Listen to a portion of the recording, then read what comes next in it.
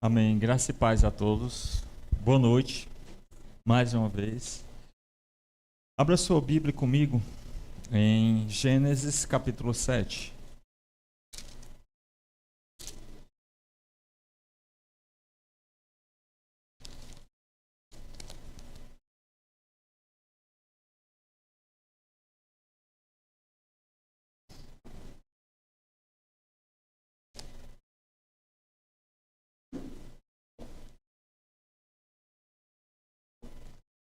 Gênesis capítulo 7, a partir do versículo 1.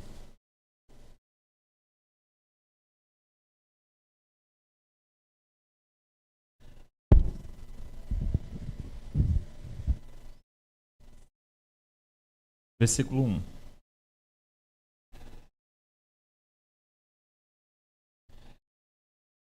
Diz assim: Depois disso, o Senhor falou a Moisés. Perdão, a Moisés, eu tô. Meu Deus do céu. Vamos lá, de novo, recapitulando, né? Voltando a fita aí. Foi sem querer querendo. Aperte o play aí. Depois disso, o Senhor falou a Noé: Entra na arca, tu e toda a tua família, pois tenho visto que és justo diante de mim nessa geração.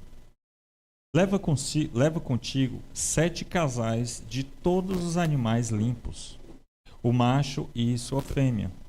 Porém, dos animais que não são limpos, leva apenas um casal, o macho e sua fêmea. Leva também 7 casais das aves do céu, macho e fêmea, para que sua espécie se conserve com vida sobre a face de toda a terra. Porque, passados mais 7 dias, farei chover sobre a terra 40 dias e 40 noites. Externarei da face da terra todas as criaturas que fiz. E Noé fez tudo conforme o Senhor lhe havia ordenado. Noé tinha 600 anos de idade quando as águas do dilúvio vieram sobre a terra. Noé entrou na arca com seus filhos, sua mulher e as mulheres de seus filhos por causa das águas do dilúvio. Os animais grandes, as aves e todo animal pequeno sobre a terra, todos os limpos e dos que não são limpos, foram de 2 em 2 até Noé e entraram na arca, macho e fêmea, como Deus havia ordenado. Passados 7 dias, as águas do dilúvio vieram sobre a terra. Aos 17 dias do segundo mês, do segundo mês do ano 600 da vida de Noé, romperam-se todas as fontes do grande abismo e as janelas do céu se abriram. E caiu chuva sobre a terra 40 dias e 40 noites.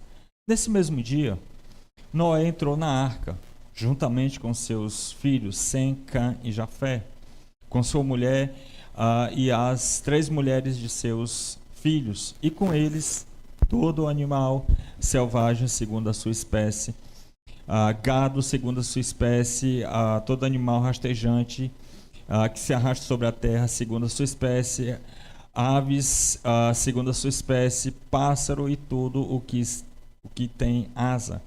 Depois de 2 dias, já minha vista aqui está horrível. De 2 em 2, todas as criaturas em que havia fôlego de vida foram até Noé e entraram na arca. E os que entraram eram de toda criatura, macho e fêmea, como Deus lhe havia ordenado. Então o Senhor fechou por dentro. Vamos orar mais uma vez.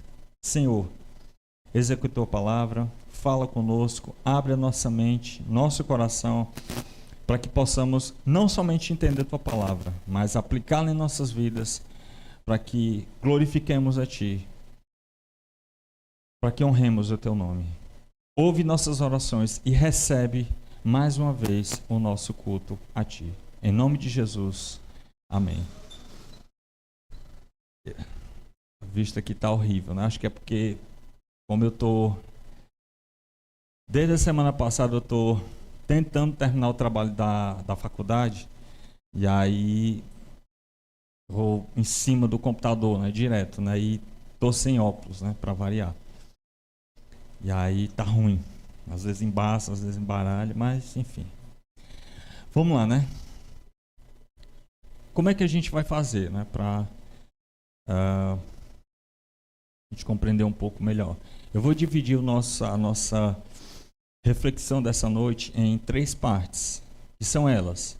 Primeiro, a gente vai fazer a explicação do texto, obviamente envolvido o contexto da passagem em si. Depois, a gente vai pegar tudo isso e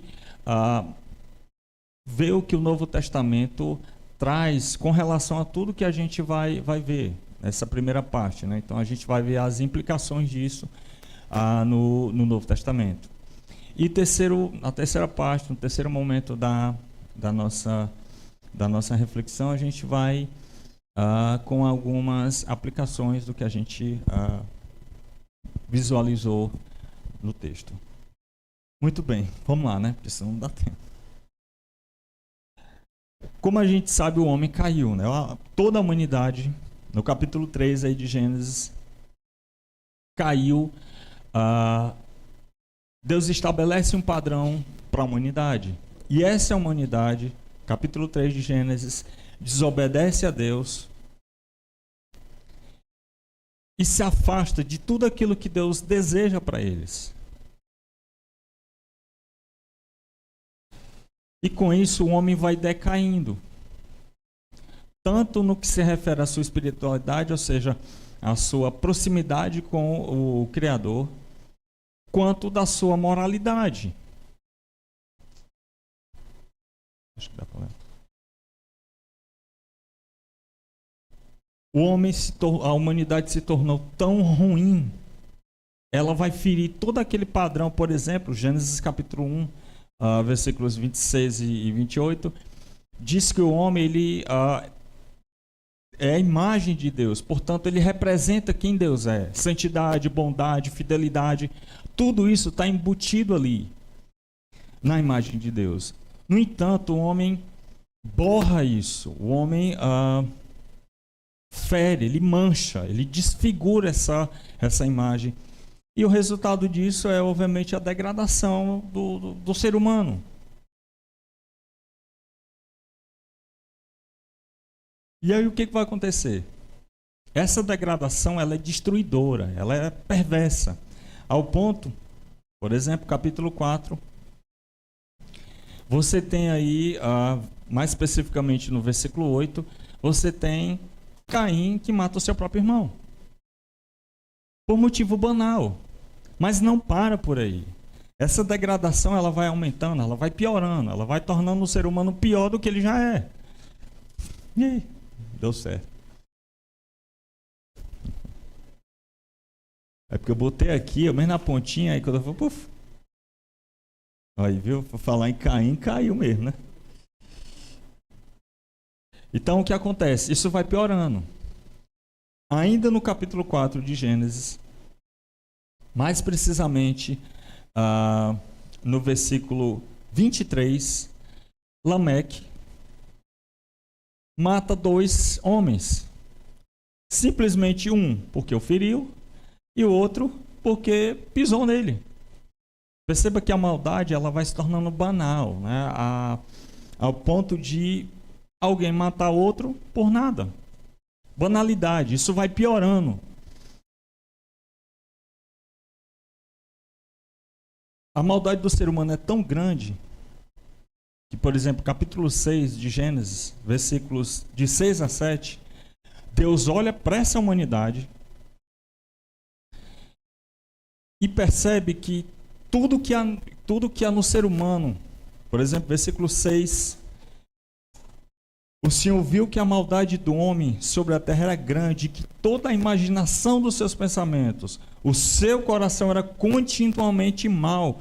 E aí Deus diz, versículo 7, se arrepende de ter feito o homem, isso pesa em seu espírito. Perceba a maldade do ser humano, ela vai aumentando e vai tirando todo aquele padrão. Eu vou botar mais não, agora não cai mais não. Não é possível, vou botar bem aqui assim, né? Sem cair. Não, eu passei dele, agora não cai mais não. Então, isso vai aumentando, tornando o ser humano pior do que ele já é. E aí o que vai acontecer? Além da terra, né? Capítulo 3 de Gênesis, versículo 17. Além da terra ter sido amaldiçoada por Deus por causa do pecado do homem, maldita é a terra por tua causa, o homem consegue deixar tudo pior. Capítulo 6, versículo 12.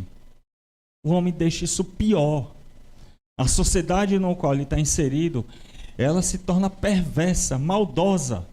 A exemplo, como eu disse, do capítulo 4, quando simplesmente Lameque mata um homem porque o pisou. Isso é mal.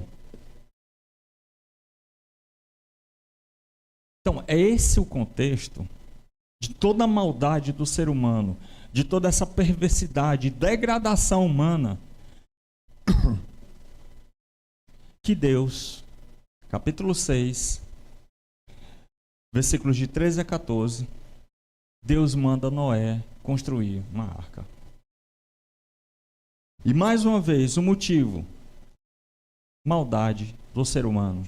O fim da humanidade chega. Versículo 14 aí do capítulo 6, perdão, versículo 13 do capítulo 6. Então Deus disse a Noé: o fim de toda a humanidade chegou diante de mim, pois a terra está cheia de violência dos homens, e eu os destruirei com toda a terra.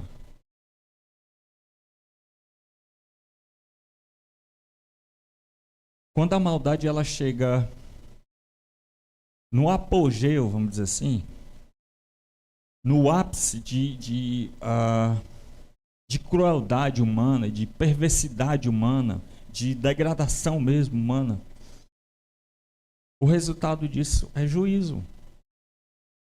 A gente tem outros exemplos aqui mesmo em Gênesis, por exemplo, capítulo 16, você tem a destruição aí de Sodoma e Gomorra. Os homens de Sodoma e Gomorra eram homens maus.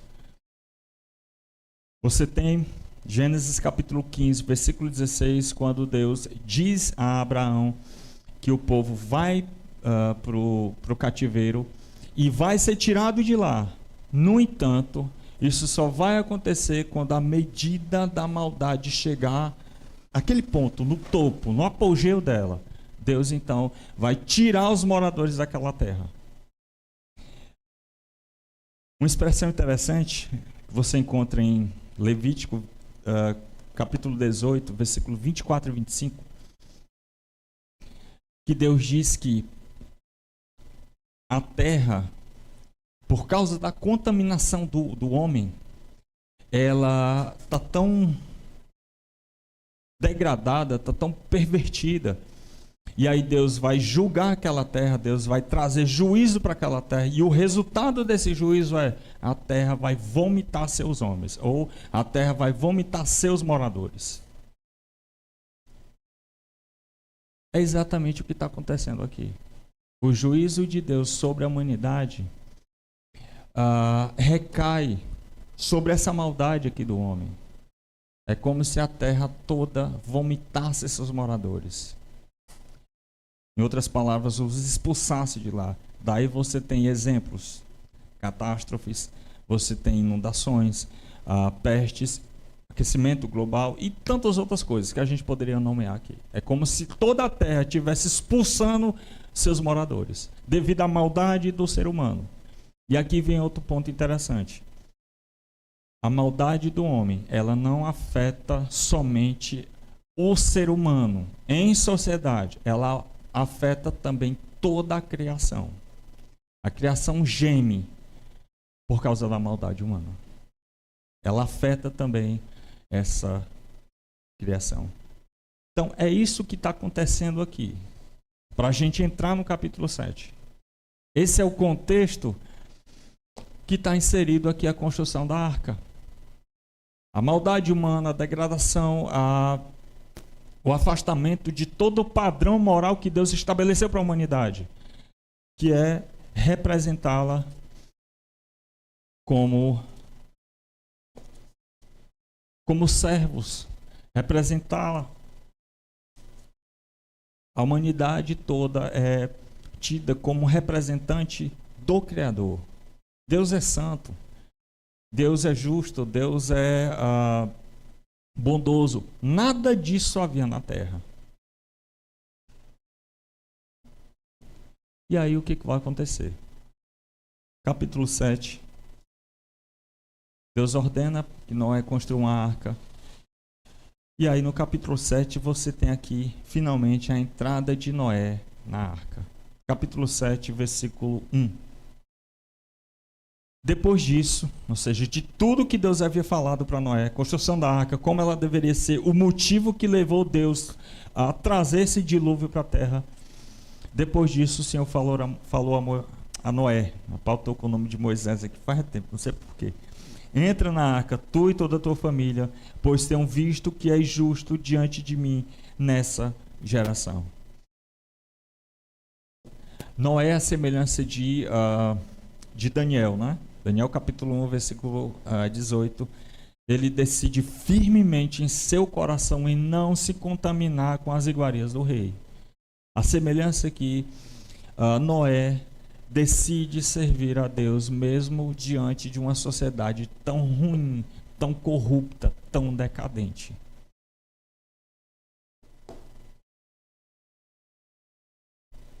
Perceba que o problema é do próprio ser humano. Embora a gente viva num contexto ruim, num contexto que é totalmente anticristão, o problema maior é o ser humano.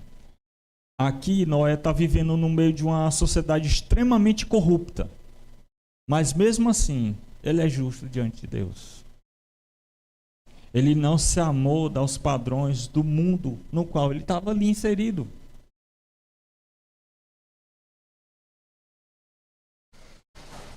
E aí, o que vai acontecer? Ele entra, tá aí versículo... Cadê? Deixa eu perder aqui.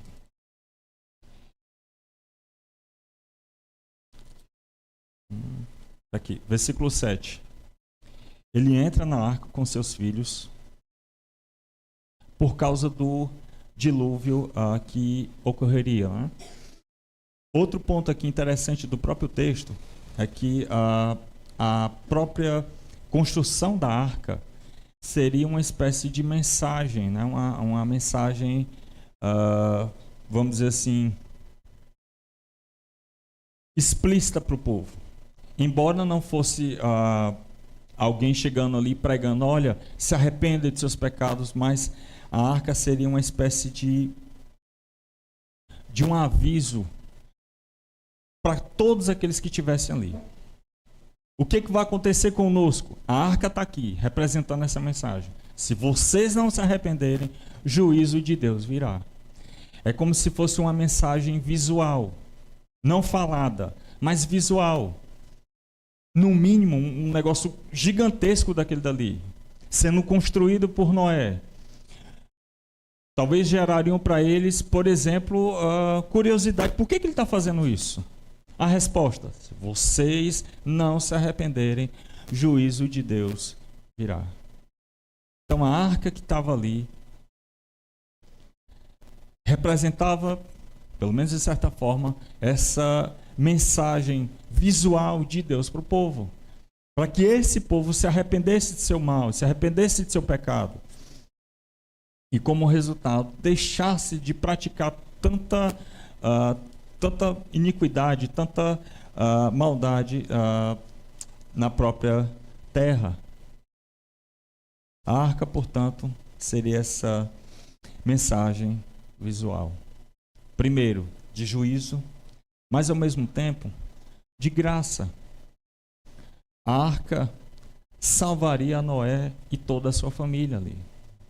Então você tem tanto uma mensagem de juízo quanto de graça. Repito, uma mensagem visual. Deus está chamando a todos para que se arrependam de seus pecados, abandonem o erro e vivam para Ele. Vivam segundo os padrões que Deus assim estabeleceu. Ao mesmo tempo,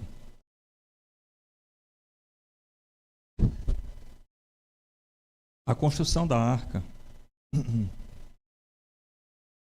também significaria, e obviamente, esse juízo que Deus traria para o povo, também significaria um novo mundo. Então você tem tanto uma mensagem de juízo quanto de graça, mas também uma mensagem ou uma esperança de um novo mundo. No entanto, olha só, versículo 11. Capítulo 7, versículo 11. Aos 17 dias aos 17 dias do segundo mês do ano 600 da vida de Noé, romperam-se todas as fontes do grande abismo, e as janelas do céu se abriram e caiu chuva sobre a terra 40 dias e 40 noites. Interessante é que a água, você tem a chuva, e ao que parece, a terra, talvez ela se abriu, não sei, e jorrou a água dela. Talvez seja isso. Então você imagina, não há escapatória aqui. Um exemplo de uma ave, né? Vai chover demais, a plumagem dela vai ficar muito pesada e ela vai cair, ela vai se afogar. Então no momento que ela cai, tem água da terra também, jorrando. Então não há escapatória aqui, a não ser para aqueles que estiverem dentro da arca. E por que isso é um novo mundo? Né? Por que ao mesmo tempo é um sinal de juízo para o povo, mas ao mesmo tempo de um novo mundo? Né? Versículo 21 e 23, a gente tem aí do capítulo 7, você tem a morte de toda a criação, inclusive do homem. E aí, o que vai acontecer? No capítulo 8, as águas baixam. As águas do dilúvio baixam. Existe agora uma espécie de purificação na terra. É como se a terra fosse renovada. É como se a terra tivesse sido restaurada. Todo o pecado que existia na terra foi sanado ali. A humanidade pervertida e corrupta morreu. Então, essa nova terra agora, ela recebe, tanto os animais quanto o ser humano nela, recebem as mesmas ordens de Gênesis capítulo 1.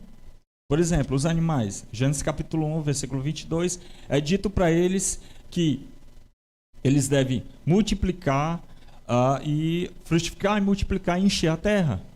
Capítulo 8 aí, de Gênesis, versículo 17, essa ordem é dada para os animais. É a mesma ordem de Gênesis capítulo 1, versículo 22. Quanto à humanidade, capítulo 9, versículo 1, é a mesma ordem de Gênesis, capítulo 1, versículo 28. Frutifiquem, multipliquem e encham a terra. É a mesma ordem. Perceba que você tem aqui uma espécie de uma restauração do padrão correto de Gênesis 1, antes da queda. Então, o dilúvio tanto foi um juízo para a humanidade, quanto um sinal de restauração, de renovação, de um novo mundo, que de fato haveria de vir para eles. Toda a terra foi purificada de toda a maldade. Ou seja, você tem aqui uma nova criação, ou a restauração de uma nova criação, livre, como eu disse, de toda a maldade, tendo em vista que a terra foi purificada. Então, esse é o contexto aqui da nossa passagem. É por isso que Noé entra na arca, é por isso que Deus traz juízo para todo aquele povo. O fim de tudo é restauração. Toda a terra foi devastada, foi destruída. No entanto, foi renovada, foi recriada. Os animais purificados. Você tem aqui uma nova humanidade, muito embora essa mesma humanidade vai voltar a fazer o mesmo erro que aconteceu aqui, como uma espécie de um ciclo vicioso. A gente sempre erra na mesma coisa. A grande pergunta que a gente faz é, olha que tá ruim. o que isso diz respeito ao Novo Testamento. O que isso implica, por exemplo, nos ensinamentos de Jesus. O que Jesus falou sobre esse acontecimento aqui. Só relembrando, a terra toda estava pervertida, contaminada com o pecado da humanidade. Deus destrói essa humanidade, no entanto, salva um casal, salva alguns animais com o objetivo óbvio, que é restauração.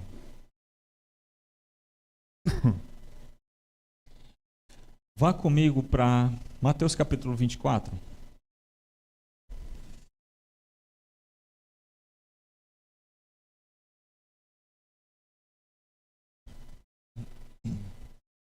Versículo 37.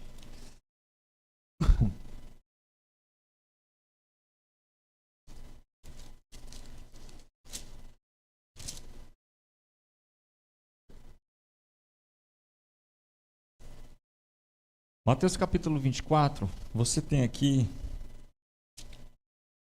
o famoso sermão, né? O sermão das últimas coisas, né, de Jesus. No qual Jesus anuncia o que vai acontecer com o mundo antes da sua vinda.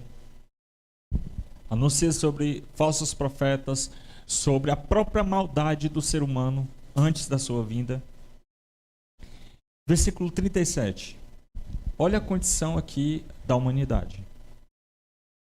Pois a vinda do Filho do Homem se dará à semelhança dos dias de Noé. Pergunta, como é que estava os dias de Noé? Sociedade corrupta, degradada, entregue tanto à imoralidade quanto o mal. Matavam-se por bobagem. Esse era o dia de Noé. Mas não era só isso. Versículo 38. Porque nos dias anteriores ao dilúvio, comiam, bebiam, casavam-se, davam-se em casamento, até o dia que Noé entrou na arca. Você tem aqui uma vida cotidiana comum, uma vida comum, por exemplo, como a nossa. Você trabalha, você se diverte, você se casa, né? Se dá em casamento, se divorcia, enfim, fala tudo por aí, né? Mas perceba que isso aqui é um cotidiano, é uma vida comum. Mesmo diante de toda aquela maldade que existia na sua época. A vida seguia normalmente. E o engraçado, né? A maldade do ser humano, ela é tão grande, tão mal, que é como se nada tivesse acontecendo. É como se alguém presenciasse ali um assassinato, um roubo, um estupro, algo do tipo, e normal, como se nada tivesse acontecido. Normal. Isso banalizou. Na época de Noé. Engraçado, né? Na nossa época também, né? É algo tão banal que é como se fosse comum. Como se tanto faz como tanto fez. Comamos, bebamos, que amanhã morreremos. É basicamente isso. É a vida cotidiana. No entanto, versículo 38, Noé entra na arca. Versículo 39. Eu acho que eu não vou mais olhar por aqui, porque minha vista não dá mais não. Tá horrível, mas eu me lembro aqui do que eu coloquei. Versículo 39. O dilúvio vem. E com ele... E se não... Presta atenção, versículo 39. E não se deram conta até que o dilúvio veio e levou a todos. Pergunta é, levou quem? Essa é a pergunta. A quem foi que o dilúvio levou? As aves... Vamos resumir. Os animais que não estavam na arca e a humanidade que não estava na arca. Então, portanto, o dilúvio levou eles. Arrastou todos eles. Ou seja, todos morreram. O dilúvio os levou, os arrastou, os arrebatou. Assim também será na vida do Filho do Homem. Como? Versículo 40. Estando dois no campo, um será levado. Quem que é levado pelo dilúvio? Aqueles que não estavam na arca. Portanto, morreram. Na vinda do Filho do Homem, aqueles que não estiverem em Cristo serão o quê? Levados, ou seja, juízo para eles. Aquele que vai ser deixado, ele está salvo, porque ele não foi arrastado. Entende? Versículo 41. Estando duas mulheres a trabalhar no moinho, uma será levada, juízo. A semelhança do dilúvio será arrastada, será arrebatada. E o outro será deixado. Salvação. Está na arca. É exatamente isso que vai acontecer quando Jesus retornar na sua segunda vinda para levar a sua igreja. Um será levado e o outro será deixado. Um irá para a perdição eterna, a semelhança do dilúvio, e o outro para salvação, para o fim da nossa fé, que é a redenção das nossas almas. É o mesmo contexto de Noé. É o nosso mesmo contexto atual. Parece que o ser humano está repetindo o mesmo erro do Éden. Se a gente prestar atenção, Deus disse para o homem: não coma desse fruto. Você comeu, infeliz, tu vai morrer. E aí o infeliz vai lá e come. Ele desobedece. Parece que a gente está repetindo o mesmo erro. Vou dar um exemplo. A pessoa sabe que se matar, ela vai ser presa. Ou, na pior das hipóteses, vai morrer também. Ela sabe disso, mas ela faz. Ela sabe, por exemplo, se ela roubar, não, né? Se ela,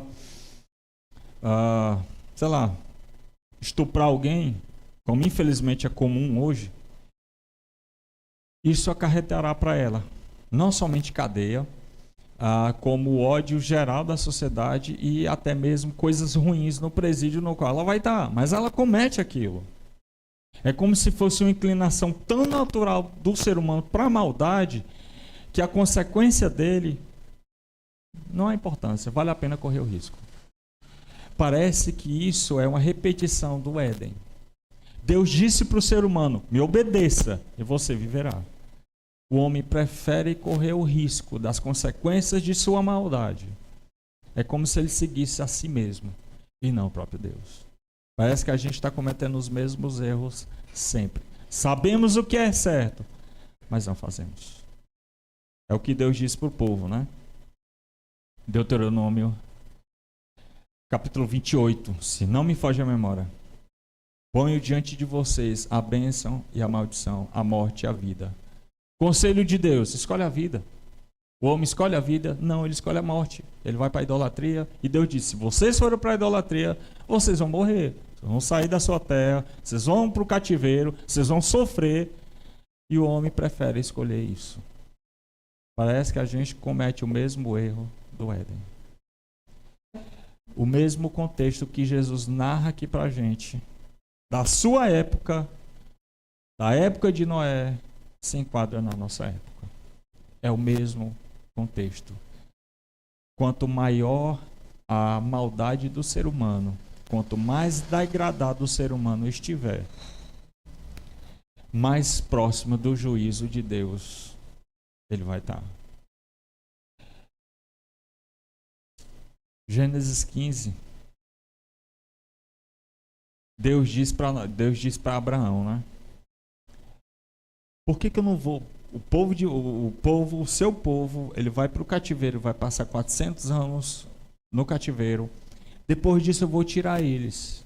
Mas eu não vou fazer isso até a medida da maldade do povo alcançar o seu ápice. Eu acredito que é isso que falta para Jesus retornar. A maldade do ser humano alcançar o seu apogeu, o seu máximo ali. Quando isso alcançar, quando Deus embora eu acho que isso já tenha acontecido, Deus tirar as rédeas do ser humano, aí sim, no meu modo de entender, Jesus retornará. Quando o ser humano alcançar a sua maldade maior. Mas perceba que mesmo assim, nessa descrição de Jesus aqui para nós, sobre a sua vinda também existe graça, e não somente juízo. Juízo para a humanidade corrompida, mas também graça, porque ele retornará e buscará a sua igreja, redimirá seu povo.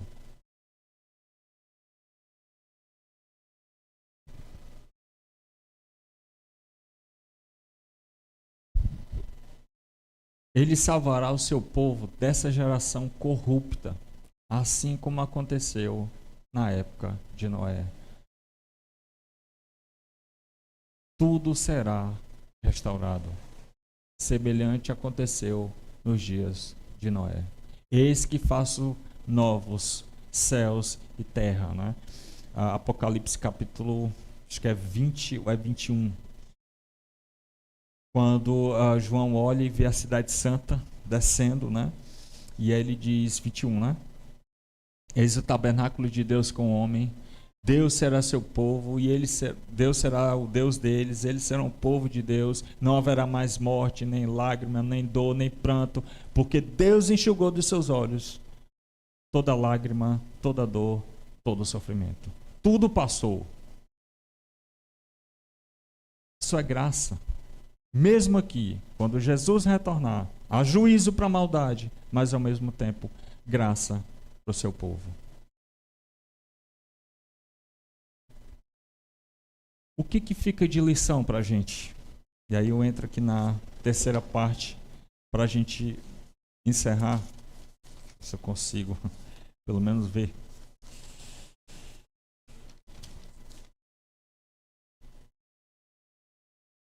Acho que a primeira lição que fica para nós é que o mundo vai de mal a pior. E ele vai piorar. Essa é a profecia, por assim dizer, de Jesus. É isso que nos mostra o livro de Apocalipse. O próprio Jesus vai dizer que nos últimos dias o amor de muitos se esfriariam. Por que se mata hoje por nada? Por um bombom? O amor do próximo, o amor que você tem por um ser humano, praticamente não existe mais hoje. Se mata por tudo. É mais fácil você ter amor por isso aqui do que por alguém. A gente está vivendo isso hoje. Não somente a apostasia, a idolatria e toda a perversidade humana será aumentada, mas o seu desprezo, principalmente o seu desprezo a Deus, isso será aumentado. O mundo irá de mal a pior.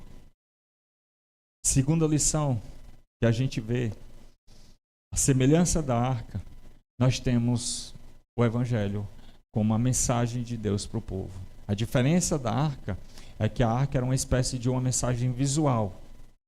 No mínimo, para aguçar a curiosidade de quem passasse e ver um negócio daquele gigantesco. E perguntar, por que tu está construindo isso aí, ô cabra? O Evangelho não. Ele não é uma mensagem visual. Ele é uma mensagem falada. Muito embora os resultados dessa mensagem sejam visuais. O testemunho que a gente conta das bênçãos de Deus alcançadas, por exemplo, pelas orações dos irmãos. O Evangelho é uma mensagem falada de Deus para a humanidade, que implica tanto em graça para todo aquele que recebe, mas ao mesmo tempo juízo para aquele que o rejeita, a semelhança da arca. E por fim, um novo mundo. A gente tem essa esperança. Tudo isso aqui vai passar. Apocalipse capítulo 21, versículos de 3 a 4. Tudo isso vai passar. E essa é a nossa esperança. O fim, o objetivo da nossa fé, o objetivo do que a gente faz aqui hoje, É para que um dia a nossa alma, a nossa vida, para que um dia a gente possa cultuar a Deus, ver a Jesus na eternidade. Esse é o objetivo de tudo aquilo que a gente faz. É isso que nos dá alegria, é isso que nos dá forças para viver nesse mundo. É isso, por exemplo, que Noé, em Hebreus capítulo 11, ele olha para o mundo que o cerca e diz assim, o autor de Hebreus capítulo 11, versículo 7. Noé, temente a Deus, construiu uma arca para a salvação da sua família. Quando advertido sobre as coisas que não se viam. Ninguém nunca viu chuva na época. Quando advertido das coisas que não se viam, por meio da fé, ele condena, ele despreza o mundo, a sociedade atual, por causa da sua maldade, se tornou herdeiro da justiça segundo a fé. Esse é o padrão que Deus exige da gente. A vida na fé. Vida na esperança desse novo mundo. Esse é o padrão que Deus exige de nós. Perceba que tudo isso tem como objetivo o retorno a Gênesis 1. É uma nova terra. O homem refeito agora à imagem de Cristo, a imagem de Jesus, para obedecer e temer somente a Deus. A Ele toda a glória pelos séculos e séculos. Amém. Vamos orar, né? Vamos ficar de pé?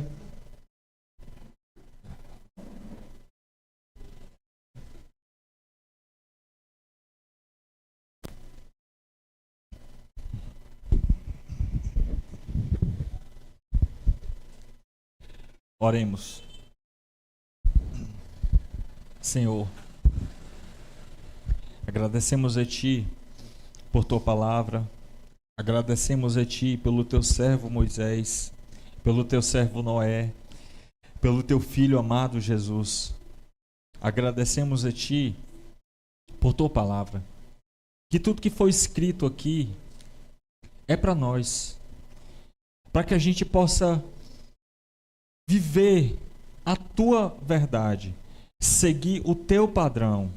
E tudo, Senhor, com o intuito de glorificar a Ti, com o intuito de que nosso coração seja moldado não segundo os padrões que o mundo estabelece, não segundo o modelo que o mundo quer que sigamos, mas segundo a Tua verdade. Senhor, nos protege como os servos e servas de Deus. Mantém nosso coração firme diante de Ti. Mantém a nossa vida na Tua presença, pois sabemos que os tempos são maus, que a maldade humana só tende a piorar. Mas também sabemos que o Senhor um dia retornará e nos redimirá, nos salvará, nos levará para Ti, Senhor. Ouve nossas orações, ouve nossos clamores e nos purifica, Senhor. Nos torna semelhantes a Ti por meio de Jesus. É nosso pedido a Ti, Senhor. Nos guia sempre na Tua verdade, sempre na Tua palavra. E desde já pedimos, nos leva para os nossos lares. Nos abençoa, nos dá uma semana na Tua presença, Senhor. Honrando a Ti, glorificando a Ti, aonde a gente estiver. Que somente o Senhor seja visto em nossas vidas. É o nosso pedido a Ti, em nome e por amor do Teu santo, amado Filho, Jesus Cristo, nosso Redentor. Nele Te agradecemos, hoje e sempre. Amém e graças a Deus.